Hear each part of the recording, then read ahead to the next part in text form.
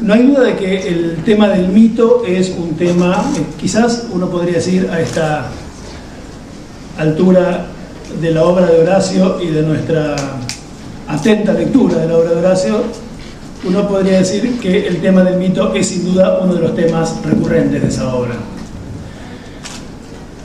Pero el mito no como ese lugar donde se clausura la pluralidad de los sentidos, o donde se garantiza la transparencia y la inteligibilidad de nuestras conversaciones, sino por el contrario, y por ahí quería yo empezar a decir algo para tratar de situar a este libro en esa saga de muchos otros libros anteriores de Horacio con los que me parece que este dialoga de manera evidente. El mito como el lugar de la opacidad y de la inadecuación y del malentendido. Quizás el tema más constante, desde que lo leemos a Horacio, de todos sus libros, de todos sus trabajos, de los más diversos colores, pelajes y temas, lo más constante sea la preocupación por la opacidad de los fenómenos del mundo, la inadecuación, el exceso, lo inaprensible, lo inadecuado en la relación entre los nombres y las cosas. No en vano nos ha hablado a lo largo de tantas páginas en varios de sus libros, Horacio, de esa frase de John William Cook, que le gusta tanto: en la Argentina los comunistas somos nosotros, los peronistas. La inadecuación entre las palabras y las cosas, entre los nombres y lo que los nombres nombran como núcleo constitutivo de la política. Hay política porque hay esa inadecuación. Es uno de los temas recurrentes, me parece, del pensamiento de Horacio. El exceso y lo inapropiable en las relaciones entre los hombres, en las conversaciones, como se dijo aquí, es un tema permanente de las preocupaciones de Horacio, el de las conversaciones, los distintos tipos de conversaciones de los que está hecha una sociedad y la vida política de una sociedad. En esas conversaciones siempre hay algo que no se entiende bien, hay algo que no encaja bien, las piezas no encajan, y de eso está hecha la materia de la política. Es el tema ya antiguo, por lo menos dos veces decenario, si es que esa palabra existe, debate de Horacio con las tesis sobre el malentendido de Silvia Sigal y Eliseo Verón. Claro que el peronismo supone un malentendido. ¿Qué otra cosa iba a ser? De modo que malentendido, exceso, inapropiabilidad del mundo a través de las palabras que quieren nombrarlo, inapropiabilidad del mundo a través de las teorías que quieren decirlo del modo adecuado. Este libro se ocupa de eso a propósito de un hecho del mundo que es un hecho particularmente esquivo, escurridizo, incierto. Y empieza desde el comienzo, desde su primer párrafo, mostrando lo inapropiado que sería tratar de pensar el kirchnerismo como un capítulo del peronismo, que a su vez sería un capítulo del keynesianismo, que a su vez sería un capítulo del estatismo. No, dice Horacio en el primer párrafo, no es así como son las cosas, no es así como se asciende del caso particular a alguna categoría en que el caso particular debería encajar, porque los casos nunca encajan y por eso los fenómenos son interesantes para la teoría. En el caso del kirchnerismo eso es particularmente evidente, y toda conversación acerca del kirchnerismo comienza por el desacuerdo sobre lo que esa palabra significa. No poseemos una definición que tranquilice cada oración donde la palabra aparece, y por eso este libro da vueltas alrededor de esa palabra sin terminar de definirla nunca y mostrándola en todas sus posibilidades y variaciones. En el caso del kirchnerismo, además, eso que ocurre siempre, que es que las palabras no pueden dar cuenta de las cosas del mundo, que es que las teorías no pueden explicarlas de una vez y para siempre, se ve reforzado por dos circunstancias que Horacio considera de múltiples maneras a lo largo de todo el libro. En primer lugar, el hecho de que el kirchnerismo es un fenómeno que tiene algo, creo que se dijo aquí también, creo que lo dijo Américo, del orden de lo repentino, sin duda de lo imprevisible, sin duda de lo extraordinariamente contingente, de lo casi azaroso. Entonces esa cosa intempestiva, esa aparición brusca en la historia, en una historia a la que parte en dos de una manera inesperada, el kirchnerismo vuelve también a eso, mucho más difícil de pensar. No había allí una categoría teórica dispuesta a recibir eso como si lo hubiéramos estado esperando, por la simple razón de que no lo estábamos esperando. Ocurrió casi de casualidad y pudo no haber ocurrido. De manera que algo del carácter de lo repentino, ¿no?, que tuvo el kirchnerismo también lo vuelve particularmente difícil de pensar. Y en segundo lugar, algo que a Horacio le interesa mucho y quizás se lo hemos escuchado en otras ocasiones, a diferencia del peronismo clásico, por ejemplo, el kirchnerismo no tiene textos. El kirchnerismo no tiene textos. Eso me parece que es una idea muy interesante, Horacio. El kirchnerismo de Kirchner no tiene textos o tiene muy pocos. Quizás tiene uno que hoy podamos revalorizar un poquito mejor si leemos nuevamente su discurso de Asunción. Pero creo que Horacio tiene toda la razón al decir que allí no hay un programa, lo dice exactamente así, no hay un programa, y más bien una colección de ideas que corresponden a cierta cosmovisión que podríamos llamar nacional, popular, desarrollista, más o menos previsible. No hay allí lo que llamaríamos un programa en el sentido en que lo podía ver en un discurso de Asunción de Arturo Frondizi o de Raúl Alfonsín. No tenía ese tipo de textualidad el kirchnerismo. Sí tiene una cierta textualidad interesante el kirchnerismo post-Kirchner, es decir, el cristinismo.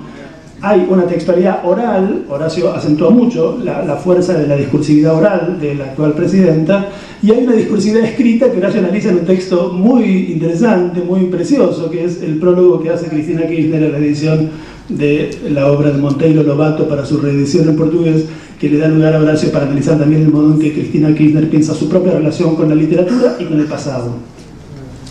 Pero el kirchnerismo es un fenómeno político sin textos, entonces. Y es también para la teoría, que se siente mucho más cómoda cuando tiene textos enfrente, ¿no?, para considerar y para decodificar también en los términos en los que ella misma piensa, lo vuelve un hecho mucho más complicado. No tiene textos, pero es, en contrapartida, dice Horacio, un gran productor de símbolos. El kirchnerismo, entonces, fenómeno sin texto, es un productor de símbolos. Esa idea es muy poderosa y también atraviesa todo el libro. Horacio la retoma muchas veces. Símbolos de dos tipos, o acerca de los cuales Horacio dice dos cosas. Una, que muchas veces están fabricados con la materia visual emanada de la era comunicacional y de la industria cultural.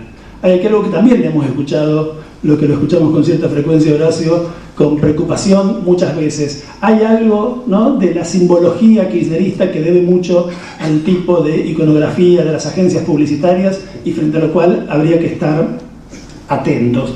Pero al mismo tiempo hay algo allí también que no es necesariamente contradictorio con lo primero, que son gestos vinculados con una fuerte espontaneidad, con una fuerte inspiración, ¿no?, con la idea de inspiraciones súbitas, repentinas. Esos símbolos están, los ejemplos que encontré a lo largo del libro de Horacio son de dos tipos: gestos que se convierten en símbolos, muchas veces reproducidos, a veces, hay que decirlo, hasta el hartazgo por los propios medios masivos de comunicación. El gesto simpático del bastón, ¿no?, que exhibiría un tipo de relación con el carácter formal de las instituciones, un tipo de irreverencia frente a las instituciones. Y otras veces son frases. El kirchnerismo no ha producido grandes textos, pero ha producido algunas frases interesantes, frases en general inspiradas en el momento, posiblemente no preparadas, frases espontáneas y a veces muy logradas. Horacio presenta varios a lo largo del libro. Al comienzo, o más o menos al comienzo, no me acuerdo bien, esa que dice Kirchner el día, no el día de su asunción, porque el día de su asunción, recordarán ustedes que Kirchner no habla desde el balcón de la Casa de Gobierno, demora 3 años en subirse al balcón de la Casa de Gobierno, ¿no?, para decir desde allí en el año 2006. Hace 33 años yo estaba allí abajo como están ustedes ahora. Esa frase es muy interesante. Horacio le saca mucho jugo a esa frase, a toda la simbología que hay allí implícita, el recuerdo de Cámpora, del camporismo, de la juventud, que el propio Kirchner, 33 años antes, integraba en el lugar donde ahora estaban ellos a los que les hablaba. Y aparece allí algo sobre lo que quería decir en dos palabras, que es una cierta idea de la historia, una cierta idea del tiempo. Américo lo decía, pero Américo lo decía hace un momento en relación con la figura del historiador del presente. Kirchner, que no era un historiador del presente, sino un político del presente, es decir, un político que estaba dispuesto a leer en el presente las sorpresas que permitían de pronto, inesperadamente, abrir ese presente hacia otras posibilidades, que eran posibilidades que estaban anunciadas en viejos programas o en viejas utopías, a las que nunca se había renunciado, si bien se había dejado posiblemente, como diría David Viñas, ¿no?, en salmuera durante algunas décadas, durante un par de gestiones como gobernador, durante 3 gestiones como intendente. Había algunos sueños de redención que habían quedado allí en salmuera, no para olvidarse de ellos para siempre, sino para retomarlos cuando el momento fuera llegado. Y había que saber leer bien en las grietas del presente, ¿no?, las endijas del presente, las expresiones de Horacio, la posibilidad de retomar aquellas utopías para volver a darles una posibilidad en la historia. De modo que sí, tomando o robándole a Américo lo que decía recién, que me pareció sumamente interesante, en el historiador del presente resucitan todo el tiempo viejos archivos, ¿no?, que no estábamos usando todo el tiempo, pero que tenemos que tener siempre allí para poder leer bien los signos de la época que analizamos. En el político del presente resucitan todo el tiempo, o resucitan en esos instantes. Estoy casi a punto de citar a Walter Benjamin, porque es evidentemente muy fuerte la influencia de Benjamin, ¿no?, cuando decimos, y la influencia de Benjamin en el pensamiento de Horacio en general, ¿no?, en ese modo de pensar la historia como un conjunto de instantes que de repente nos permiten recuperar, nos permiten resucitar para nosotros alguna cosa que nos estaba esperando en el pasado y a las que le damos una nueva oportunidad en esa recuperación inesperada que el político sagaz que actúa en el presente puede hacer. Bueno, en Kirchner había algo de esa sorpresa también, ¿no? Supo leer bien los signos de un tiempo. Hay una lindísima conversación que cita Horacio entre Kirchner y Bonasso, contada por Bonasso en algún lugar y que Horacio cita, no sé si lo voy a encontrar. Cuando Kirchner se da cuenta que puede ser presidente, eso no estaba de ninguna manera inscrito en el campo, no digamos ya de las necesidades, sino incluso de las posibilidades más o menos razonables, unos pocos meses antes de que Kirchner se convirtiera en efecto en presidente. Un buen día se da cuenta que puede serlo, y le dice a Bonasso, y lo cuenta Bonasso y lo cita Horacio: están, ¿te das cuenta? Los compañeros están y podemos dar vuelta a este país como una media. Si no somos tontos, es improbable que Kirchner en una conversación privada con Bonasso haya dicho tontos, ¿no? Si no somos tontos, podemos construir el país que soñábamos allá en los 70. Es preciosa esta cita de Bonasso, de Kirchner, que en un momento se da cuenta que puede ser, que en esa voltereta inesperada que había dado la historia, después del 2001, después de las asambleas, después de los piquetes, ¿no?, había una posibilidad, porque los compañeros estaban y las utopías que a lo mejor estaban en salmuera no habían desaparecido todavía y estaban allí para volver a tener una nueva posibilidad. Era uno de los estratos quizás tenuemente sepultados, dice Horacio, de la personalidad política de Kirchner. De modo que hay todo, sobre todo en la primera parte del libro de Horacio, que es preciosa, me parece muy lograda y que efectivamente supone una teoría política de corte maquiaveliano, en que Horacio vuelve a poner a dialogar las categorías de Maquiavelo de fortuna y de virtud, ¿no?, sobre las que ya le habíamos leído en su libro sobre Perón. Kirchner no es Perón, Kirchner tiene otra idea, tiene una idea efectivamente más intempestivista, tiene una idea más benjaminiana, tiene una idea que le pone más fichas a la fortuna y sabe leer bien en los signos del presente el momento en que la fortuna le da una nueva posibilidad a las utopías. El título de ese capítulo 1, que es muy logrado, me parece, Militancia y Fortuna, son como hay como dos filosofías de la historia. En Kirchner convergen ambas, ¿no? La militancia, que supone el trabajo progresivo, digamos, acumulativo, la construcción de una carrera política. Kirchner la tenía, ¿no? Una correcta carrera, militante estudiantil, intendente de una pequeña ciudad, gobernador de una pequeña provincia. Eso es exactamente una carrera política al estilo acumulativo en que la hacen nuestros políticos más convencionales. Pero supo leer también los signos de la fortuna que en un momento le permitieron imprimirle a esa carrera varios años antes de lo que en sus noches más locas habría soñado cuando soñaba, como posiblemente soñaba en sus noches más locas, con volverse presidente. Varios años antes vio una posibilidad y puso en efecto a la historia en un lugar diferente al esperable.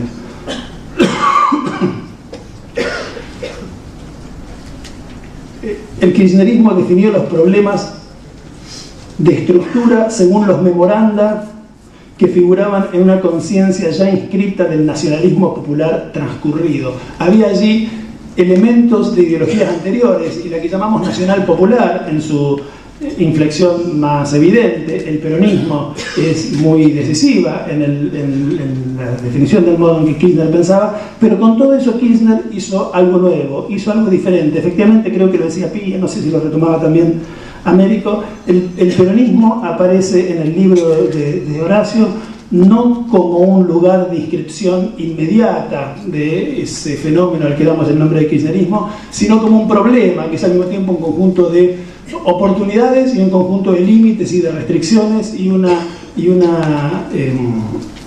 identidad con la que el kirchnerismo no dejaba de tener problemas todo el tiempo. Es el lugar de ciertos rituales, de ciertas liturgias, de ciertos convencionalismos que a Horacio le preocupan y sobre los que advierte todo el tiempo respecto a los riesgos que implicaría que el kirchnerismo se recostara sobre ese solo de sus múltiples costados, ¿no?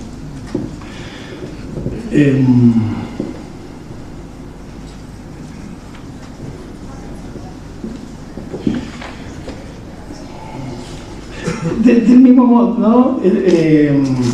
El llamado a una unidad convencional, ocultadora de las fisuras efectivas y empíricas de la vida política misma, puede ser algunas veces la parte primitiva de una táctica que resguarda para un mejor respiro futuro. Pero en la experiencia del peronismo supo significar la incapacidad de definir con precisión la manera en que se dan los avatares específicos de una historia. No es bueno que ello ocurra, advierte Horacio. Y si bien la presidenta es lúcida sobre este punto, la sobreabundancia táctica de estos estilos podrían poner a todo el juego político bajo el manto de una hermenéutica de la desactivación. El peronismo puede ser también un momento de desactivación de todo lo que de novedoso, ¿no?, de contrainstitucional, de creativo, de renovador tiene el kirchnerismo. Ahí también me copio de lo que decía Américo. Si el problema del ensayista es cómo captar el movimiento del mundo a través de una escritura, la escritura es siempre estática y el movimiento es dinámico, ¿cómo hacemos una escritura tan dinámica como para no traicionar el dinamismo de las cosas?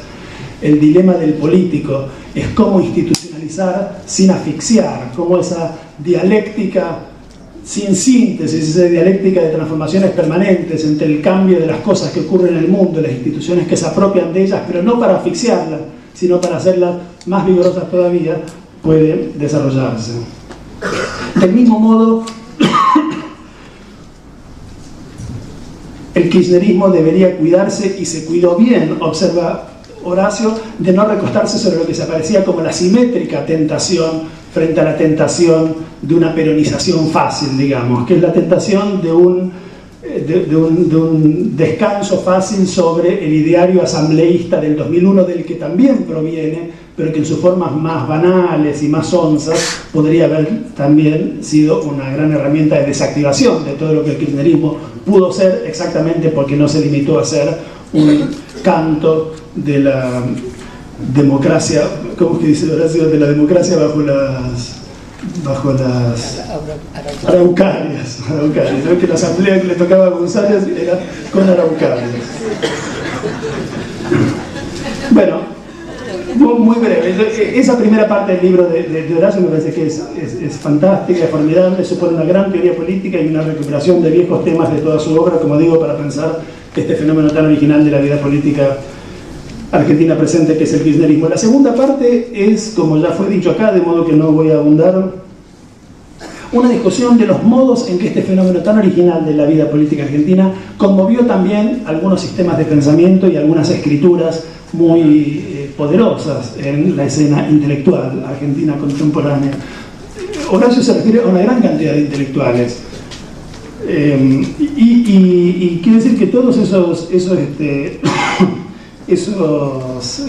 descripciones y caracterizaciones de esos pensamientos y observaciones sobre los modos en que estos pensadores pensaron el fenómeno del kirchnerismo son sumamente interesantes y logradas. Solo a modo de ejemplos de algunos de ellos, de algunos con los que me parece que Horacio dialoga también para apropiarse de alguna cosa de ellos o para recortar su propia manera de pensar el fenómeno del kirchnerismo sobre algo de lo que ya fue pensado por algunos de estos autores a los que considera. Por supuesto, una presencia fuerte aquí es la de Nicolás Casullo, de quien transcribe Horacio un artículo entero, largo y extraordinario, notable, sobre la historia del peronismo, casi como la historia de sus defecciones. Esa idea de Casullo es tan poderosa como tremenda, ¿no? Las defecciones en la historia del peronismo han sido tantas que casi se confunden con esa historia misma, dice Nicolás. Y lo que vendría a ser el kirchnerismo es venir a recordar que había otra cosa. Insiste en dar cuenta que esta no fue toda la historia y que había allí alguna otra cosa para volver a darle una posibilidad en el presente. El otro es Feynman, con su artículo ya muchas veces citado después de la muerte de Kirchner, creo que muchas veces transcrito por él mismo en numerosos lugares también. El artículo sobre el flaco, ¿no? Bueno, es muy interesante porque me parece que allí hay algo que también Horacio de otro modo piensa respecto al procedimiento de autoinvención de Kirchner como personaje, que tiene un paralelo evidente con el modo en que Feynman piensa también ese proceso de construcción. Siendo Feynman con un sartrismo más subrayado, más evidente, lo convierte al flaco Kirchner en un personaje del ser y la nada, que descubre que ante la nada tiene que convertirse en el ser que se inventa a sí mismo, ¿no? Una tarea vertiginosa de ser una posibilidad, de elegirse. Bueno, Horacio no habla así, ya lo sabemos bien. Feynman habla mucho así, con un lenguaje con muchas categorías, ¿no? De un sartrismo medio obligatorio, pero hay en el modo en que Horacio piensa el fenómeno de Kirchner y esa operación de autoinvención de Kirchner en ese momento en que Kirchner supo leer esa endija en la historia que le daba la posibilidad de hacer algo distinto de lo que parecía más evidente. Ahí me parece también una deuda, o por lo menos un diálogo con este modo en que Feynman piensa también el asunto.